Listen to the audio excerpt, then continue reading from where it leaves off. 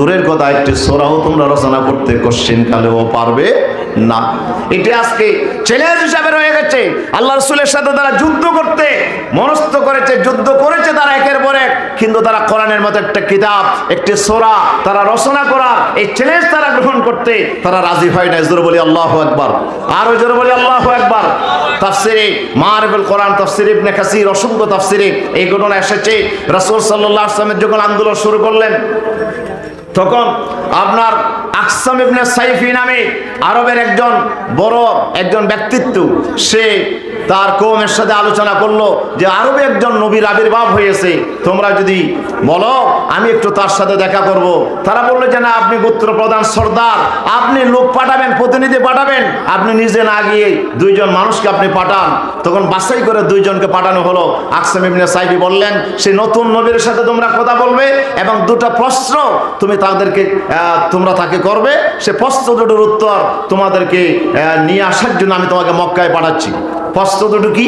তারা আল্লাহ নবীর কাছে আসলো, এসে তারা বললো যে আমরা আকসাম বিন সাইফের পক্ষ থেকে আমরা এসেছি, দুটো প্রশ্ন নিয়ে এসেছি মুহাম্মদ সাল্লাল্লাহু আলাইহি ওয়াসাল্লাম।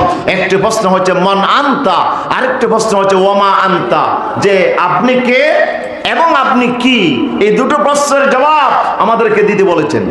রাসূল সাল্লাল্লাহু আলাইহি ওয়াসাল্লাম বললেন, শোনো, আমি হলাম মুহাম্মদ ইবনে আব্দুল্লাহ। মন আনতার জবাব হচ্ছে আমি হলাম আব্দুল্লাহর ছেলে মুহাম্মদ। জোরে বলি সাল্লাল্লাহু আলাইহি ওয়াসাল্লাম। আর ওয়ামা আনতা, যে প্রশ্ন করেছো তুমি কে, তুমি কি এটার জবাব হচ্ছে আনা মুহাম্মদ ইবনে আব্দুল্লাহ, আনা আব্দুল্লাহি ওয়া রাসূলুহু, আমি আল্লাহর বান্দা এবং আল্লাহর রাসূল সাল্লাল্লাহু আলাইহি ওয়াসাল্লাম। আল্লাহ তাআলার পক্ষ থেকে আল্লাহ তাআলা আমাকে রাসূল হিসেবে পাঠিয়েছেন। এই কথা বলার পরে রাসূল সাল্লাল্লাহু আলাইহি ওয়াসাল্লাম তাদেরকে কোরআনের একটি আয়াত শোনায়া দিলেন, সূরাতুন নাহলের 90 নম্বর আয়াত। কত নম্বর আয়াত? আল্লাহ রাসূল তাদেরকে আয়াতটা শোনায়া দিলেন, ইন্নাল্লাহা ইয়ামুরু বিল আদলি ওয়াল ইহসান ওয়া ইতাইযিল কুরবা ওয়া ইয়ানহা আনিল ফাহশাই ওয়াল মুনকার ওয়াল বাগই ইয়াইযুকুম লাআল্লাকুম তাযাক্কারুন। এই আয়াতটা আমার নবী তাদেরকে শোনায়া দিলেন। শোনানোর পরে তারা বলল, ইয়া মুহাম্মদ সাল্লাল্লাহু আলাইহি ওয়াসাল্লাম, আয়াতটা আবার পড়েন। রাসূল আবার বললেন। কয়েকবার বলার পরে তাদের মুখস্থ হয়ে গেল। এরপরে তারা চলে গেল আকসাম বিন সাইফির কাছে গিয়ে তারা প্রশ্ন দুটোর জবাব শোনাইয়া দিল এবং কোরআনের আয়াতটা তারা শোনাইয়া দিল। সুবহানাল্লাহ। এই আয়াতটা শোনার পর আকসাম বিন সাইফি বলে, ওই যে নবী, যেই নবীর কাছে তোমরা গিয়েছিলাম, যেই নবীর কাছ থেকে তোমরা আয়াত নিয়ে আসছো, সে আয়াতের মধ্যে তো আল্লাহ তাআলা বলে দিচ্ছেন যে আল্লাহ তাআলা ভালো কাজের জন্য, ইনসাফের জন্য, ন্যায় বিচারের জন্য এবং আল্লাহ তাআলা আত্মীয় স্বজনের হক আদায় করার জন্য আদেশ করেন, আর খারাপ কাজ থেকে, অশ্লীল কাজ থেকে আল্লাহ তাআলা নিষেধ করেন। আয়াতের মধ্যেই তো বলা হচ্ছে ভালো কাজের আদেশ দেন ওই নবী এবং খারাপ কাজ থেকে বাধা দেন। সুতরাং আমার মনে হয় উনি সত্য নবী। তোমরা সকলে তার উপর কলমা পড়ে মুসলমান হয়ে যাও। আল্লাহু আকবার। কোরআনের আয়াত শুনে সে বুঝতে পারলো উনি সত্য পয়গম্বর। এই কথা আল্লাহ ছাড়া কারো পক্ষে, কোনো মানুষের পক্ষে অল্প কথার ভিতরে এত বিশাল কথা বর্ণনা করা কোনো মানুষের পক্ষে সম্ভব নয়। সেজন্য রাসূল সাল্লাল্লাহু আলাইহি ওয়াসাল্লাম ওলীদ বিন মুগীরা, আরবের বড় নেতা ছিল, ওলীদ বিন মুগীরাকে মক্কার মানুষেরা পাঠাইলো, ওলীদ আপনি আমাদের ভিতরে সবার বয়স্ক মুরব্বী, আপনি যান মুহাম্মদের কাছে যান, একটা রফা দফা আমাদের সাথে করেন। মুহাম্মদ কতদিন আমাদের জাতির বিরোধিতা করবে, মুহাম্মদ কতদিন আমাদের ধর্মের বিরোধিতা করবে, আপনি তার কাছে যান। ওলীদ বিন মুগীরাকে পাঠানো হলো। ওলীদ বিন মুগীরা যখন আমার নবীর কাছে আসলেন, রাসূল সাল্লাল্লাহু আলাইহি ওয়াসাল্লাম কোরআনের এই আয়াতটা আমার নবী তাকে শোনাইয়া দিলেন। সুবহানাল্লাহ। আয়াতটা শোনাইয়া দেওয়ার পর ওলীদ ফিরে আসলো। ফিরে এসে বলল, ও মক্কাবাসীরা, তোমরা কার কাছে আমাকে পাঠাইলাম? তোমরা যার কাছে পাঠাইয়েছো, আলা ওয়াল্লাহি ইন্না লাহু লাহালাওয়া। সুবহানাল্লাহ। ইন্না লাহু লাহালাওয়া ওয়া ইন্না আলাইহি লাতালাওয়া। তোমরা যার কাছে পাঠাইলাম উনি যে কালাম আমাকে শোনাইয়া দিল, বড় মজার কালাম। সুবহানাল্লাহ বলেন না? বড় মিষ্টি কালাম। এবং এই কালামের মধ্যে একটা চাকচিক্য আছে, সৌন্দর্যতা আছে, যেটা প্রায় দুনিয়ার সব মানুষকে যেটা আকর্ষণ করে। এত সুন্দর কালাম আমি শুনেছি। ওয়া ইন্না আসলাহু লামুরিকুন। আমার বিশ্বাস এই যে কালাম আমি শুনেছি, এটি মুহাম্মদের বানানো কথা নয়, এটি মা কওলুল বাশার, এটি কোনো মানুষের বানানো কথা নয়, এটি অবশ্যই আল্লাহর কালাম। আর কোরআন এটি অবশ্যই এমন একটা কালাম যেটি পাতা গজাবে, শাখা গজাবে, যেটার থেকে আবার বিশাল মহিরু হয়ে পরিণত হবে। ওয়ালাহুল মুসফিরিন, যেটা অবশ্যই ফল দান করবে। এই কোরআন অবশ্যই বিজয়ী হবে, এটা আমার বিশ্বাস। জোরে বলি আল্লাহু আকবার। ওয়া মা যালিকা কওলুল বাশার, এটি কোনো মানুষের কথা হতে পারে না। আমি অনেক কবি সাহিত্যিকের কথা শুনেছি, অনেক জাদুকরের কথা শুনেছি, কিন্তু মুহাম্মদের কথার সাথে কারো মিল নাই। মক্কাবাসীরা আমার নবীর সাথে ওরা যুদ্ধ করতে প্রস্তুত হয়েছে, কিন্তু কোরআনের মতো একটা সূরা রচনা করতে তারা এই চ্যালেঞ্জ গ্রহণ করতে তারা রাজি হয় নাই। কোরআনের মতো একটা এমন কিতাব আল্লাহ তাআলা নাযিল করলেন যে কিতাবের মতো একটা কিতাব রচনা করা দুনিয়াবাসীর পক্ষে সম্ভব হয় নাই। তাহলে কোরআনের মুজিজার একটা দিক হচ্ছে কোরআনের ভাষা এমন উন্নত মানের ভাষা। আল্লাহ তাআলা কোরআন রচনা করেছেন যেই ভাষায় কথা বলা, যেই ভাষায় বক্তব্য রচনা করা কোনো মানুষের পক্ষে সম্ভব না। 2 নাম্বার, এই কোরআনের ভিতরে এত জ্ঞানের মহাসমাহার আল্লাহ তাআলা করেছেন। এই কোরআনের শুধু একটি ধর্মীয় কিতাব নয়, আল্লাহ তাআলা কোরআনের নাম দিয়েছেন ইয়াসিন ওয়াল কোরআনিল হাকিম। এই কোরআন হচ্ছে বিজ্ঞানময় কোরআন। এই কোরআনের ভিতরে এত জ্ঞান আর বিজ্ঞানের সমাহার আমার আল্লাহ তাআলা করেছেন, যে জ্ঞান দুনিয়াবাসীকে অবাক করে দিয়েছে। আজকের বিজ্ঞানকে, আজকের সায়েন্সকে অবাক করে দিয়েছে। 1500 বছর পরে আজকের সায়েন্স যা আবিষ্কার করছে সেটা আমার নবী 1500 বছর আগে কোরআনের মধ্যে বলে গিয়েছেন, ঠিক কিনা? কোরআনের ভিতরে সেই কথা আছে না নাই? 1500 বছর আগে আমার আল্লাহ তাআলা সেই কথাগুলো বলে গেছেন।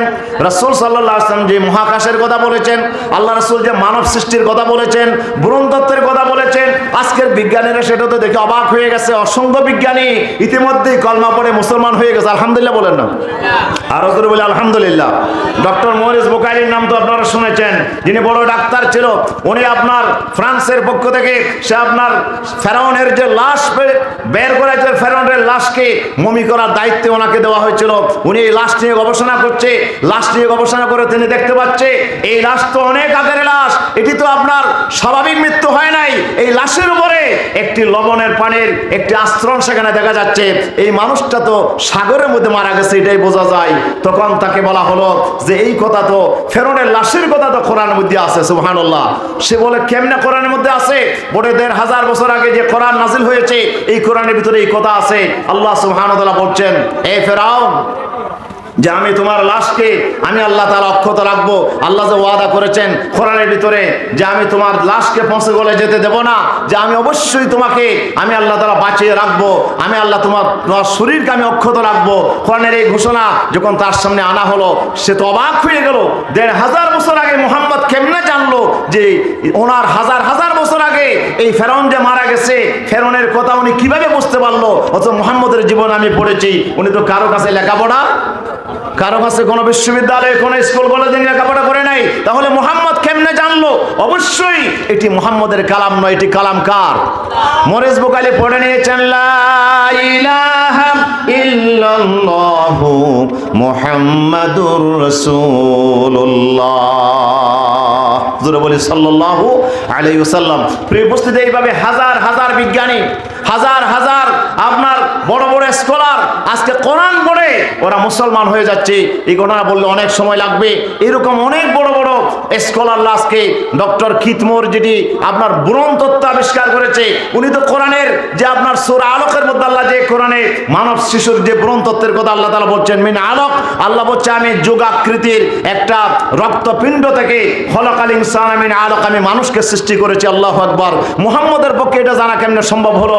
আল্লাহ রাব্বুল আলামিন কোরআনের ভিতরে এমন কোনো বিষয় বাদ রাখে নাই যে বিষয়ে আল্লাহ তাআলা আলোচনা করে নাই। এই কোরআনের মধ্যে সায়েন্স আছে, এই কোরআনের মধ্যে আপনার পদার্থ বিজ্ঞান আছে, এখানে আপনার রসায়ন আছে, এখানে আপনার ফিজিক্স আছে, এখানে বায়োলজি আছে, এখানে আপনার পৃথিবীর যত জ্ঞানের বিজ্ঞানের যত শাখা প্রশাখা আছে সব শাখা প্রশাখার বর্ণনা আল্লাহর কোরআনের ভিতর আছে না নাই?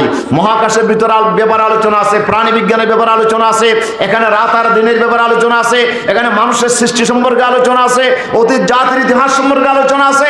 এখানে এত জ্ঞান আর বিজ্ঞানের মহাসমাহার আল্লাহ তাআলা কোরআনের মধ্যে করেছেন। এটা দুনিয়ার কোনো মানুষের পক্ষে এত জ্ঞান অর্জন করা কখনো সম্ভব নয়। এই কোরআন সাক্ষী দিচ্ছে, কোরআন কালাম কার? বলেন না এই কালাম কার? এই কোরআন হচ্ছে আমার আল্লাহ তাআলার কালাম। তাহলে কোরআনের 2 নাম্বার আপনার শ্রেষ্ঠতর দিক হচ্ছে কোরআনের যে বক্তব্য, কোরআনের যে কথা, কোরআনের যে বর্ণনা, এরকম আপনার জ্ঞান বিজ্ঞানে ভরা কোনো কথা দুনিয়ার কোনো মানুষের পক্ষে বলা সম্ভব না।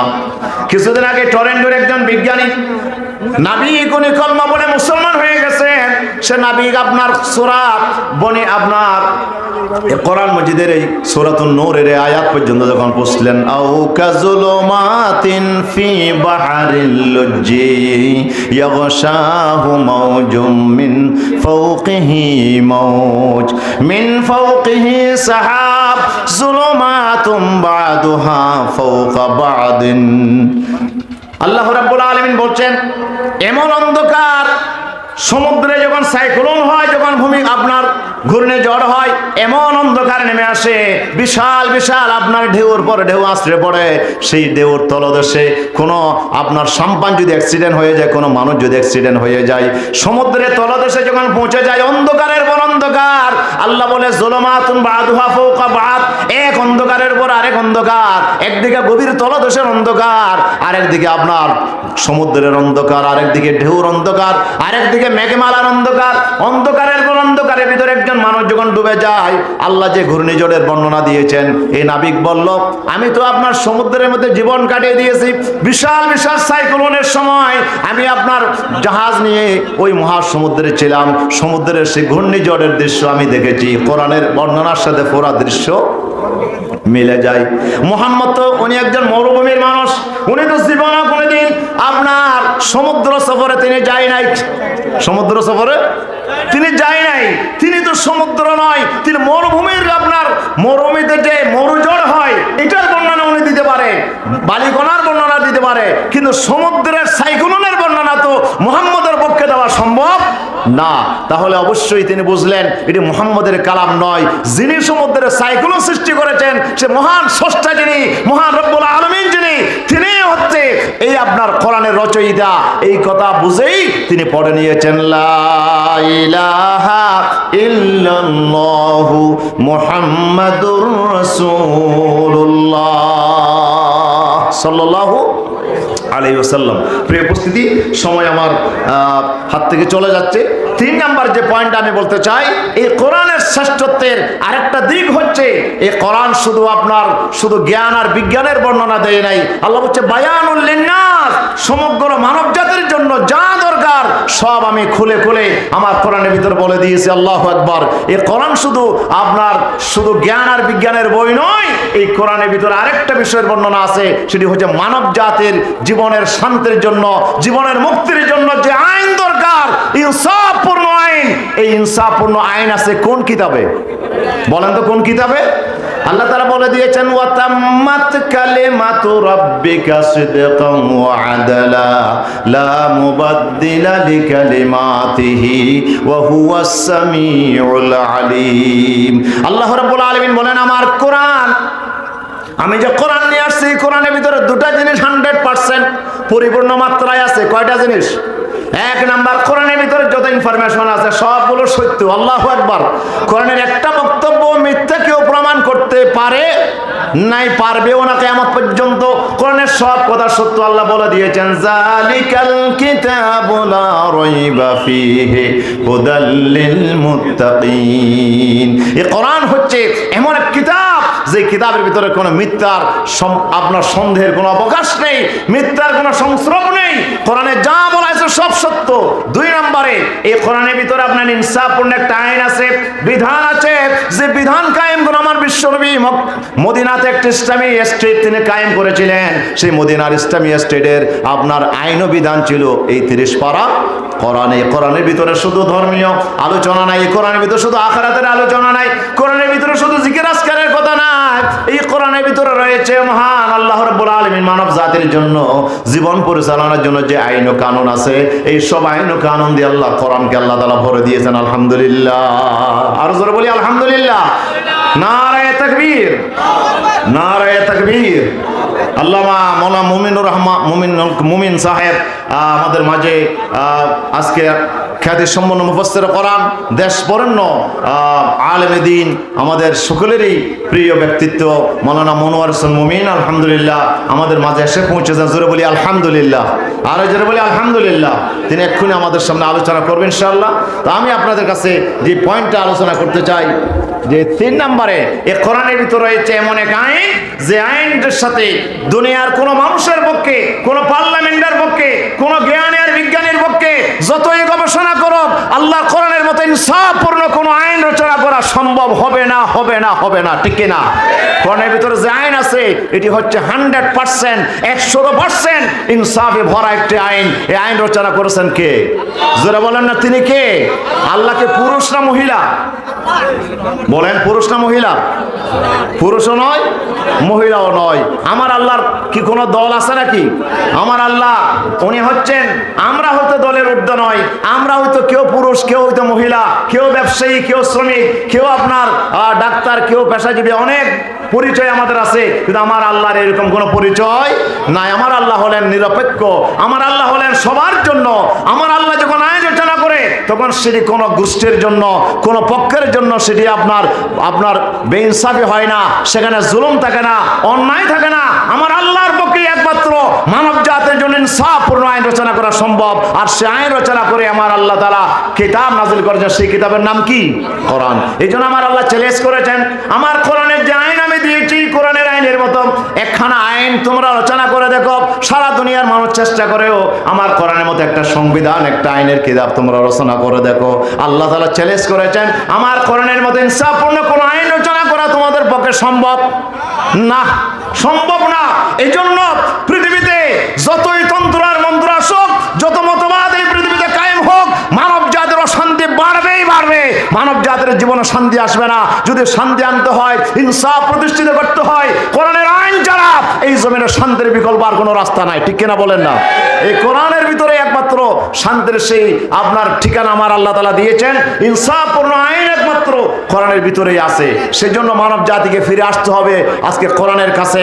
আপনি যত মন্ত্র, যত তন্ত্র, আপনি যত জ্ঞান গবেষণা মানব জাতির কাছে আছে, কোনো কিছু দিয়ে মানব জাতির জীবনে শান্তি আসবে না।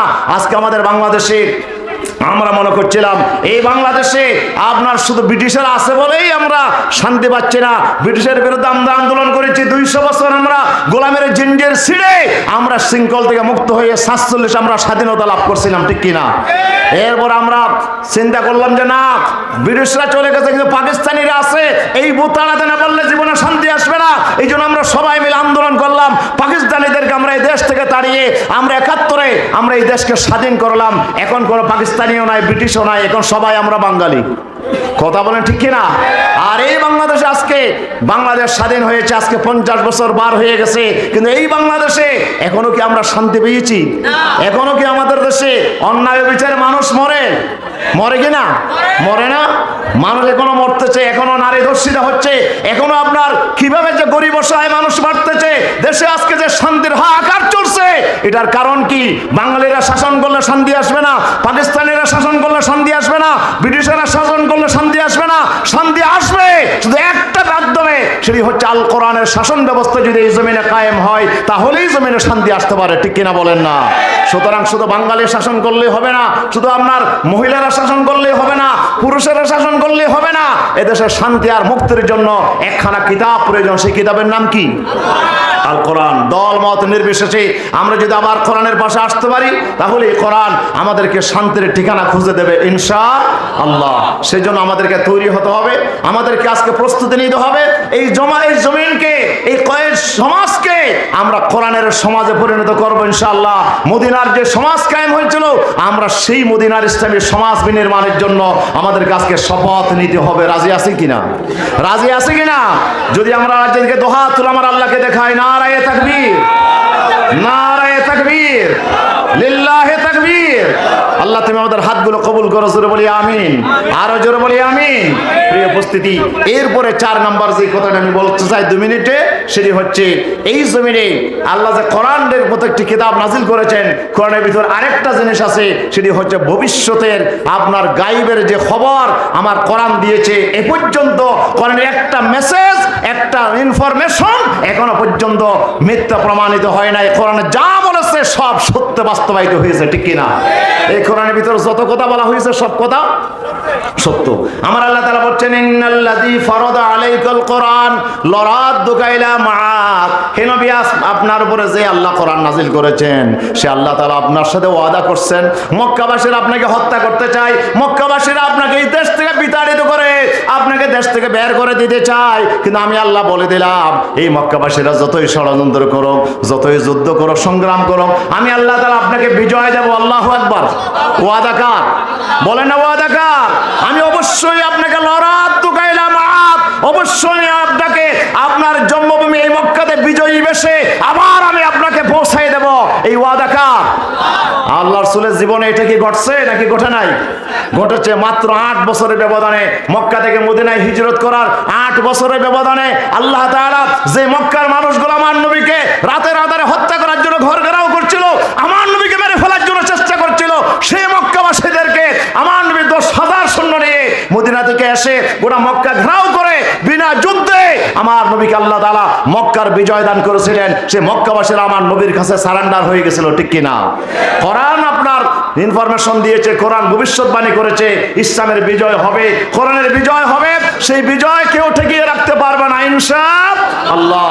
এই কোরআনের বক্তব্য যেমন সত্য প্রমাণিত হয়েছে, আমার রাসূল সাল্লাল্লাহু আলাইহি ওয়াসাল্লাম এই জমিনের মানুষকে কোরআনের আলোকে তিনি ভবিষ্যৎবাণী করে গেছেন স্বৈরতন্ত্র আসবে, আমার পরে 30 বছর খেলাফত, এরপরে আপনার রাজতন্ত্র, এরপরে স্বৈরতন্ত্র, স্বৈরতন্ত্রের পরে আবার এই জমিনে খেলাফত আলা মিনহাজুন নবুওয়া কায়েম হবে ইনশাআল্লাহ। আজকে আমরা সেই স্বৈরতন্ত্রের যুগ অতিক্রম করছি, বড় বড় স্বৈরাচারের আজকে আমাদের মাথার উপরে চেপে বসেছে। এই দেশকে স্বৈরাচার মুক্ত করে ইসলামের সমাজ বিনির্মাণের জন্য আমরা যদি এগিয়ে আসতে পারি ইনশাআল্লাহ, টুডে টুমরো, আজ হোক কাল হোক পরশু হোক, ইনশাআল্লাহ এই জমিনে কোরআনের রাজ কায়েম হবে, এতে কোনো সন্দেহ নাই, ঠিক কিনা? এই ভবিষ্যৎবাণী কে করেছেন? আল্লাহ তাআলা করেছেন, নবীর মাধ্যমে, কোরআনের মাধ্যমে আমাদেরকে জানিয়ে দিয়েছেন কোরআনের কোনো বক্তব্য এ পর্যন্ত মিথ্যা প্রমাণিত হয় নাই, হবে না কিয়ামত পর্যন্ত। এই জন্য কোরআন যা বলছে এটাই সত্য। কোরআনের সাথে মোকাবেলা করার শক্তি পৃথিবীর কোনো শক্তি নাই। আজকে যত জাতি, যত দল কোরআনের বিরুদ্ধে নেমেছে, টুডে টুমরো ওরা ডাস্টবিনে যাবে ইনশাআল্লাহ। আজকে আমরা দেখতে পাচ্ছি, আজকে সেই কোরআন বিরোধী নেতাগুলো আজকে যখন ওদের যখন পতন হয়, তখন দেখি আমরা দেশের মানুষ কিভাবে খুশির বন্যা বইয়ে যায়, ঠিক কিনা? আজকে এখান থেকে জালিমদেরকে আজকে শিক্ষা নিতে হবে। তোদের মতো জালিমদের পতনের পরে দেশের মানুষ যে আপনার আনন্দ উচ্ছ্বাস প্রকাশ করছে, তোদের মতো জালিমদের পতন হলেও তোমাদের কি পরিণতি হবে ইনশাআল্লাহ। সেজন্য জুলুম আর নির্যাতনের স্টিম রোলার চালিয়ে কোরআনের আন্দোলনকে বন্ধ করার হীন প্রয়াস চালানো থেকে দূরে, আপনার বিরত থেকে, এখান থেকে ফিরে এসে কোরআনের পথে চলে আসার জন্য কোরআনের রাজ কায়েমের আন্দোলনের সবাইকে শরীক হওয়ার উদাত্ত আহ্বান জানিয়ে আমার কথাখানে শেষ করছি। হাযা মা ইনদি ওয়াল ইলমু ইনদাল্লাহ। আসসালামু আলাইকুম ওয়া রাহমাতুল্লাহি ওয়া বারাকাতুহু।